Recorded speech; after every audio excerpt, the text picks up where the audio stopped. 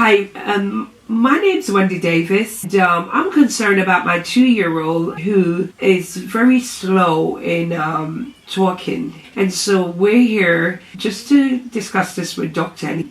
Over to you, Doc. Hello, Wendy. Thank you very much for asking a very practical question, because it's always a problem for a mother, because it's usually they have a child for the first time and they go through a lot of phase on their own. There are lots of books and information available, but it actually confuses them. The first and the foremost thing I notice in a child, hearing is a very important thing in speech development.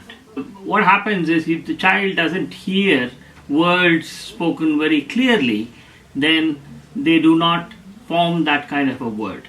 So in other words, when Teletubbies were introduced in the television, and we couldn't understand what they were talking about, then quickly we realized it's basically because the children are sitting in front of this television watching Teletubbies talk all sorts of mumbo jumbo words. So the speech development depends upon their hearing. So as a mother, as a teacher, as a doctor, as a nurse, a social worker, the first and the foremost thing they should decide to do is to check whether the child actually has a good hearing. And once that is sorted out, then you can start looking at things. And why do I say hearing is important? Let me explain. This is the eardrum. We have 2 eardrums, and this is the ear, and this one is connected with the tube to a nose. Why is this tube necessary? The problem is, this is like a little drum. So there should be air here. Suppose there is fluid collection here, or this tube is blocked because of allergy, irritation.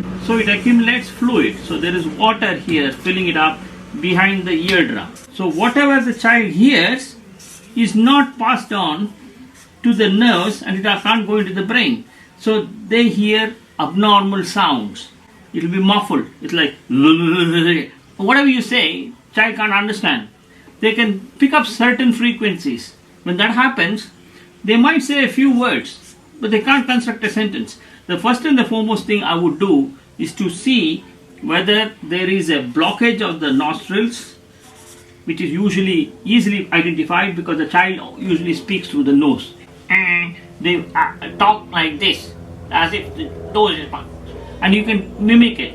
And that happens, then all that you need to do is just to get some kind of a nasal spray which can open up the airways. And when the airways are open, this gets full of air, and then the speech might develop quicker. So doctors will be able to give you an anti-allergy nasal spray. Sometimes I used to use the spray which we use for asthmatics, put it on a face mask, and then give 2 or 3 puffs, which opens up these airways, and they can start hearing better. The nasal speech goes away. This is the simplest thing you can do. The other thing you should not do is, because the nose is blocked, mothers put car wall, eucalyptus oil, things like that in the night, thinking that makes the baby breathe smoothly. It actually makes the things worse. So please don't use any of this nasal, baby soothing, eucalyptus oil, arbus oil, or any of this chemical. That is not good. That makes it worse if they have allergy. So simple things. Number 1, make sure that the airway is clean. Number 2, don't put too much of car wall and things like that.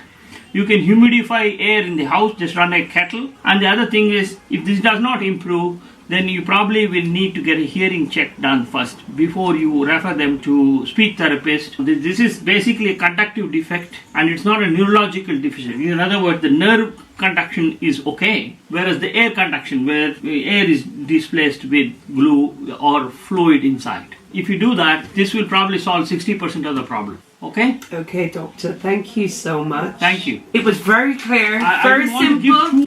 We were just talking and out of the blue, and that was a real situation.